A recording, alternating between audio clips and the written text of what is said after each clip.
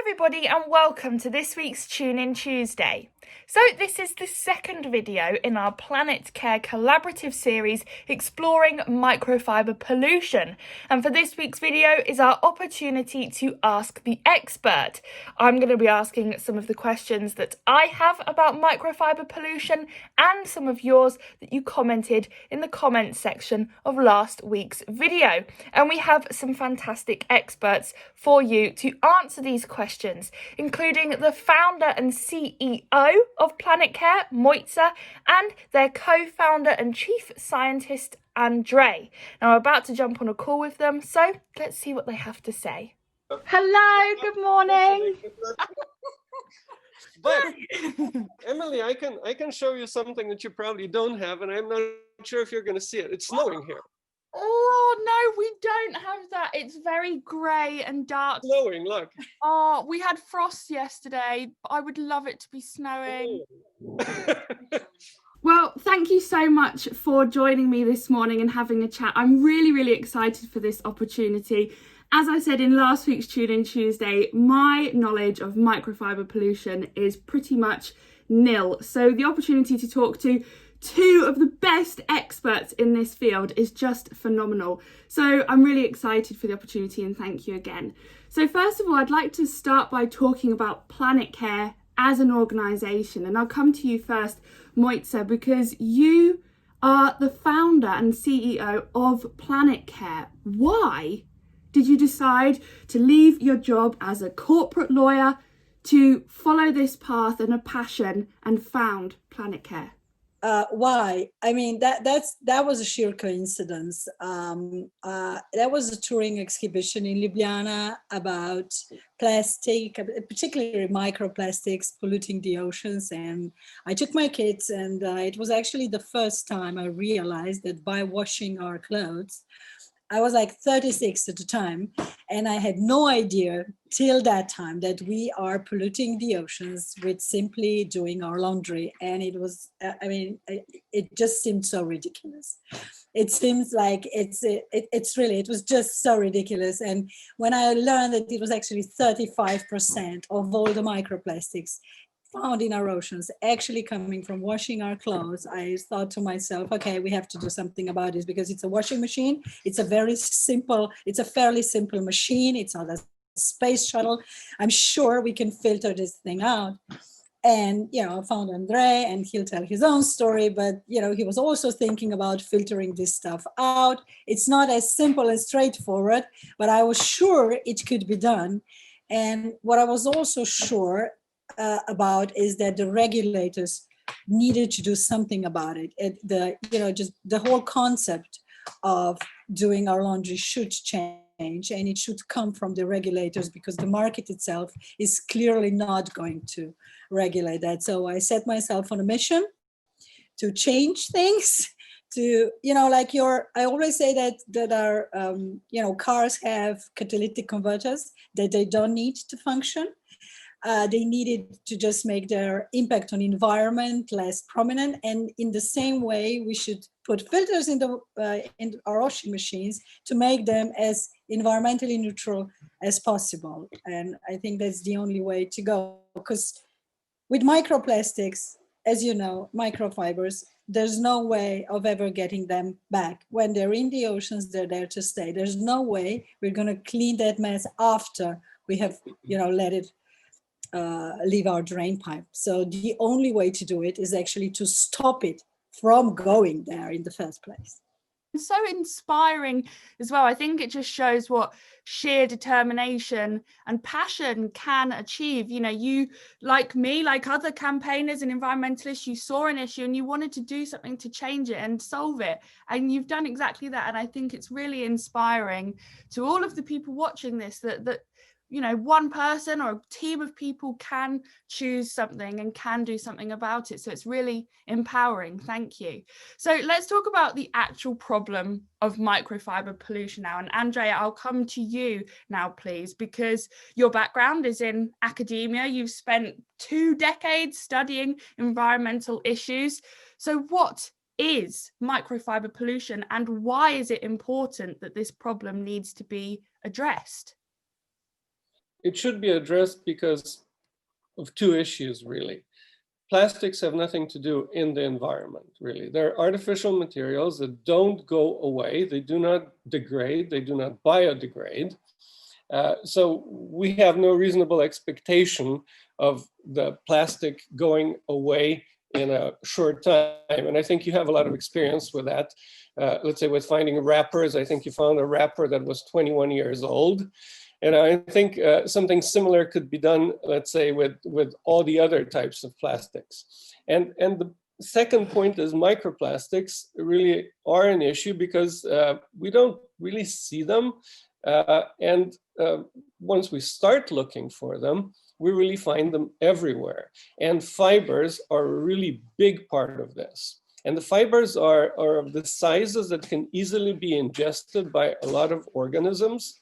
And then this becomes a little bit of a horror story because it's spreading everywhere. I mean, I was just looking at, the latest papers, and they found it like in a deep ocean trench next to Kamchatka, in the northern Pacific. So, I mean, it's terrible. I mean, and they found this everywhere where they looked at, let's say, crustaceans in the Mariana Trench. I mean, the deepest part of the ocean, 11 kilometers down, every little crab had fibers in there. And go like, oh my God, this is, I mean, that's really far from the sources. So it just spreads around. And as Moitza said, you can't capture them back anymore. Yeah, I think it's shocking to everybody just how far-reaching plastic pollution is. It's been to environments that we haven't even directly been ourselves. And that, for me, is what really brings it home. It's that indirectly, because of our pollution, we've touched every corner of the globe, but physically we haven't even been to these places yet. So it's just dreadful. I like the story about the Point Nemo, the point in the ocean that's farthest from all land. They found microplastics there, and the closest person was actually in the space station above. I mean, just to make it really bizarre what kind of a problem we're dealing with. Oh, I didn't actually know that. So you're definitely going to hear me say that in a Tune In Tuesday video to come. So thank you. So I think with it being such a monumental issue, it's important that the awareness is there. And Moitza, I'm going to come back to you now, if that's okay, because I think awareness of these issues is just as much of a problem as the issue itself. Do you think that there's enough awareness there in the public of microfiber pollution, and has that changed since you founded PlanetCare? It has, absolutely. So I'm really hopeful. 3 years ago when we started, and when I was explaining to people what it is that we do, everyone was like, what? Back then, microplastics was not even a term widely used or known. But nowadays, I mean, you have basically all mainstream media covering this topic. And what I just wanted to say is, like your approach, I think if we look at the environmental crisis, the climate crisis, it's such, it can quickly become overwhelming if we don't break it down to smaller parts. And people are just frustrated because it's a huge problem and they don't believe they can actually do something. And that's why they don't. So what we need to do is find, we break it down into smaller chunks, and then just each of one needs to push in one direction. So, I decided to do the filters and the microfiber. So I'm not in general, about plastic pollution and environmental crisis and climate crisis. I'm dealing with microfibers, and it's enough for me. And I'm telling people there's something you can do about that. So that's my mission. I really couldn't agree more. And exactly as you say, that's really how we feel at Beach Guardian, where you have to give people an achievable thing to do and an accessible solution, else it is just so overwhelming. So I think positivity and hope are the most important things when addressing environmental issues. An action plan, 100%. If you're not perfect in leading a sustainable life, we need a lot of people doing it less perfectly than, you know, a few doing it really perfectly, because the impact is so huge. If you just do one little thing, you know, in a day, the impact, because there's so many of us, it's just so enormous that, you know, we shouldn't be discouraged of doing one little thing, even if we can't do everything perfect. And that's it. That is exactly it. And I want everybody in the world to see that and to feel that, because I think a lot of people think that being a conservationist and caring about the environment requires sacrifice. You have to give so much, when that's not the case at all. Exactly as you say, everybody doing it imperfectly instead of a few people doing it perfectly. I love that so much.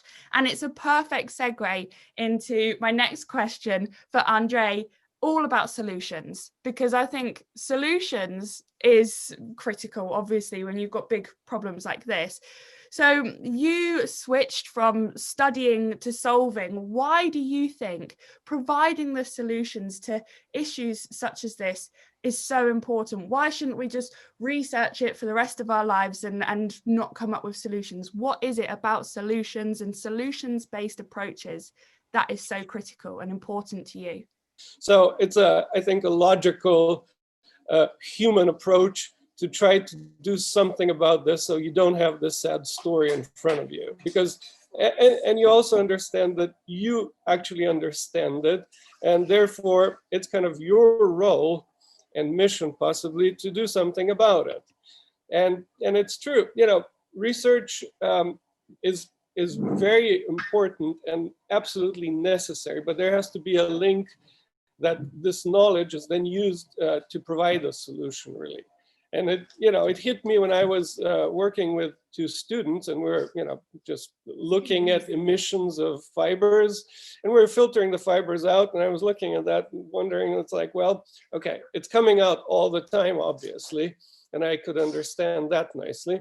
And, you know, we filtered it out. So I said, well, it's not that difficult. Like, why don't we just stop this? Because, you know, with microplastics, really, you have different sources, and there's not one solution for all the sources. You have to go source by source. And this source, actually, the fibers, are coming mainly from washing machines, or, you know, textile industry and so on. So it's very limited, and you know exactly where it's coming from. And then you can stop it. And so it's really a nice area of microplastics to do something about. I mean, just one more comment. You know, you said in the beginning that you know nothing about fibers or fiber emissions and pollution, but in fact, I think you do, and I think almost everybody does, because this is so close to everybody. And when you know, put your clothes to dry into a dryer, you come up with the fluff, and you have to clean that filter in the dryer. That's exactly what goes out with the water from the washing machine. And just, you don't see it, but it's exactly that. Yeah, I think you're spot on there. Plastic pollution, which is why I chose plastic pollution as a campaign, because it is in all of our lives. Therefore, it's very easy for us to make changes. When I was in school, I was learning about climate change, and our teachers would say, oh, you know, turn off the lights, make sure your TV's off standby, turn this off, turn that off, reduce your energy consumption. But I would do all of those things, and I would never see the ice cap that I was saving. Whereas with plastic pollution, a beach clean, for example, I can go to a beach, I can pick up the plastic, and I see the difference that I've made. With your filter system, you can see the microfibers that you've stopped and prohibited going out into the wastewater treatment plants. And I think that is the key to success in environmental campaigning, for people to have that feeling of reward for doing something good, which I think is so important. So that's all of my questions. Thank you so much for answering all mine. I do have some questions now from our audience. The first question is from Jocelyn, and she commented on the video of the first Tune In Tuesday, and she said, can't these filters just be built into all of the new washing machines as standard to catch the microfibers? Why is there not this policy where all washing machines have filters? Yes, Jocelyn, they need to be, they will be. Just come on board and shout really loud with us. I truly believe this shouldn't be on the burden of consumers, and it should be dealt on the, regulatory level with washing machine producers, industry level, and it should be a part of every washing machine, because I just don't think we can afford to build simple domestic machines that pollute anymore, not in 2021, not with the damage we have created so far. Now it's time to clean up our act and to stop this insane pollution. And the only way to stop it is to actually build it in. The reason we developed the external filter was just to put a product on the market to show the proof of concept that it can be done. But we never wanted it to end here, or we never just wanted to impose on people that now everybody just needs to get the filter. Our idea was always to get inside the washing machine. Hope that answers. Excellent. I'm sure Jocelyn will be very pleased with that answer, as am I. So the next question is from John, and he says, when you take the filtered microfibers out of the filter, what happens next? If they then go to landfill, they will eventually, over the years, seep back into streams, rivers, and eventually back into the sea. But your system is closed loop, if I'm correct. So could you tell us a bit about how the closed loop works and why you designed it this way? Yeah, of course. I mean, it's a logical question and the right question to ask. And we've been asked this question many times, really.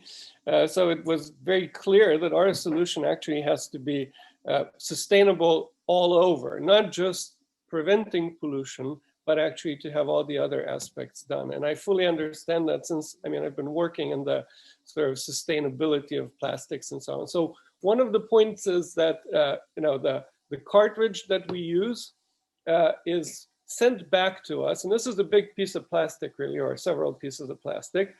And of course, it doesn't make any sense to throw this whole thing away because you've caught, let's say, 10 or 15 grams of fibers.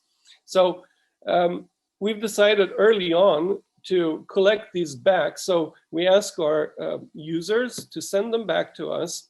And this is pretty sturdy. I mean, you can see that. So what we can do is we can actually open it. We clean this outside part. The inside part, actually, we cannot clean because that's captured the fibers, so that becomes waste. But we can use all of these parts and send them out again. We assemble the cartridge again and send it out. The waste that stays is actually really, it's useful for recycling, because, and it's again plastic, but it's a little bit messy, I would say, because it will capture synthetic fibers as well as natural fibers, and you're going to have some residue from detergents and possibly some dirt, depending what somebody washes. It'll stay in the filter. It will be captured there. So it's not first class material, but it's really useful to be recycled. And the recycling direction that we have prepared are insulation panels, where actually the filtering material is the matrix and the captured fibers are actually a filler that's caught in there. And we're looking for long-term uses, such as, let's say, putting it into machinery or appliances. Actually, we'd like to put it into washing machines, to be honest, to close the loop, to capture the waste coming from the machine and then using it actually to make new machines. It would be a nice one, but we're still also looking for other uses. So there we go. There's a call to the audience. If you can think of any ideas of how to recycle these microfibers, then we're on to a winner. So we do have another question from Jocelyn and also Sophie as well. They both asked the same questions, and thank you so much for your answer, Andre. So both of the Jocelyn and Sophie commented on the efficiency of wastewater treatment plants in filtering out microplastics. Without filters like yours, how effective are the screens and treatments of wastewater treatment plants in removing microplastics? Why don't they take it out there? To be honest, the wastewater treatment plants can be quite efficient in taking the fibers and all the microplastics out. It depends on the technology they have, and also, of course, coverage. We have countries where the coverage is very high. We have also a lot of countries where the coverage is not that good. So yes, they can be used for that purpose. The question actually is one step further from there, because the question really is, what do we do with the sludge coming from the wastewater treatment plants? And you will see, if you look, you will see that most of this sludge is used actually on agricultural lands. And that sludge contains all the fibers and the microplastics. So what we're doing, we're stopping it at the wastewater treatment plant, but then we take the sludge with all the plastics and spreading it into the environment. And now that's, in my opinion, a really bad idea. An option, how to avoid that, of course, is to go for incineration of the sludge. Because then, yes, you do get rid of the plastics, but that's currently not the case. And also there's another sustainability issue kind of hidden in this option, because then you can't use the organic material in the sludge, which is a useful replacement for fertilizers. And you can't use it because you've messed it up with plastics. So if you would take the plastics out beforehand, the sludge would be more useful, and you could actually then use it for the purpose that makes sense, And we've been confronted by similar points, we've been thinking at one point to use natural fibers like wool and so on to put into the filter as the filtering material. But then we said, okay, what have we achieved? Nothing. We put plastics into wool, we can't compost it. If we do, we're going to spread the fibers into compost, and we don't want to do that. So that's why we stayed actually with plastic materials. Thank you so much for such an interesting answer. I think what is so clear is that this issue is not a simple one, but there are steps that can be taken to limit everyone's individual impact on the environment when it comes to microfiber pollution. And that's really my final question from the audience and from me. And I'd like to hear from both of you on this one. What can the people listening to this video, watching this video, what steps can they take to lower or stop their microfiber pollution from their washing, other than, of course, having a PlanetCare filter? But what can we all do to reduce our impact with this issue? Well, first of all, love your clothes, buy less, love them longer, try to pick natural fibers. I love wool for the winter, but I just think that really in buying less, you can do so much with just doing less of buying. And then I guess also you can wash less. I mean, like jeans and sweaters, they really don't need to be washed every time you wear them.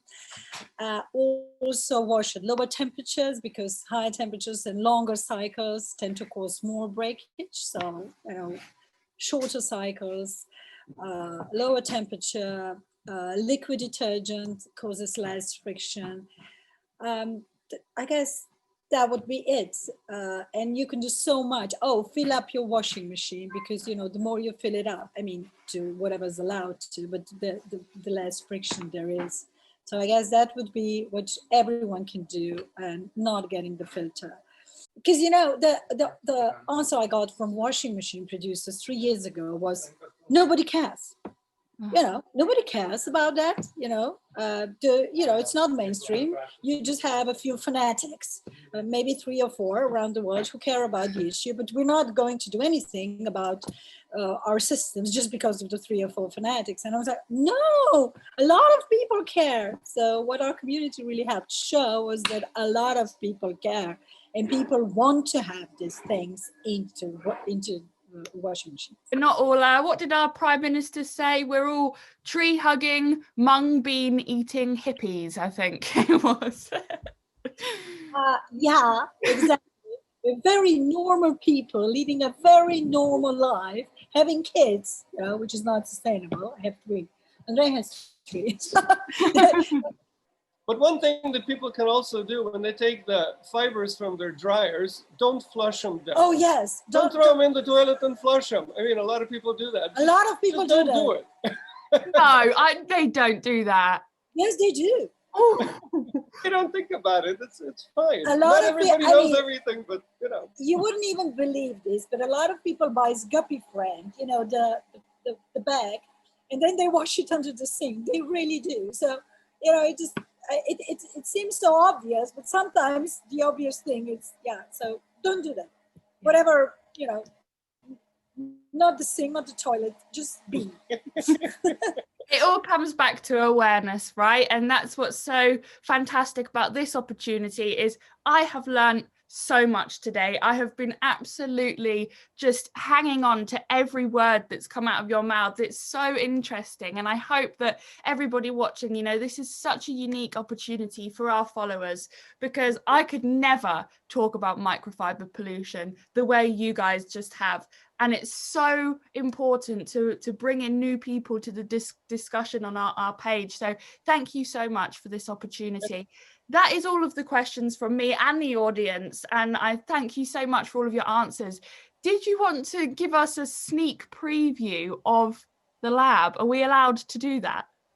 Absolutely. And you can meet the rest of our team. Genius behind the products and the genius behind the testing. We just have a machine spinning in the background, so if there's noise, that's what it is. Okay. It's finishing. So let me just walk you over here. This is Miha.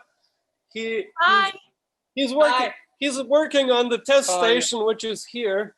Wow. That measures, you know, flow, temperature, pressure, and so on. So he can put that together. Amazing. This is the machine just finishing here, and you know, then we have a setup here. This is a little bit improvised at the moment, I would say, but you know, you can see the water being collected. Then we filter this. We got a filtration here, and this is Katka actually. Hello again. We look at the fibers, weigh them, look at them, dry it. I mean, it's a whole production that we have, and you know, a lot of samples being collected. That's why we have actually all these bottles sitting around, pumps and so on. And every now and then we have a flood or something like that, that we have to deal with. So we also have. I can show you some of the stuff that you know we get back. For example, something like this. You can see all the fibers in here. This is the insert. You know, this is from a lot of cotton. Actually, we're doing some. This is pretty much hard, you know, because we've been using the powder detergent. This is how it looks, and this is actually the part that then has to go into recycling. This particular, I mean, all of this. Wow. We have a bin here where we throw all of that at the moment, and then we store it. Yeah. That's it. We're all done. You're free to go. Well, please take care. Stay safe. Thank you again, and hopefully speak to you again soon. Bye-bye. Bye-bye. So there we have it, a fantastic interview with Moitza and Andre. It was so interesting to hear from the experts about this very, very unique and massive issue. So again, thank you to everybody that contributed a question. If you do have any more questions, I'm sure the team will be happy to take them. So you can comment them on this video and I will send them your questions via email and hopefully update you soon. So all that's left to say is thank you so much to the PlanetCare team for this very, very, very interesting and fun and awesome opportunity. And of course, thank you to you for watching, and I'll see you next week for next week's video.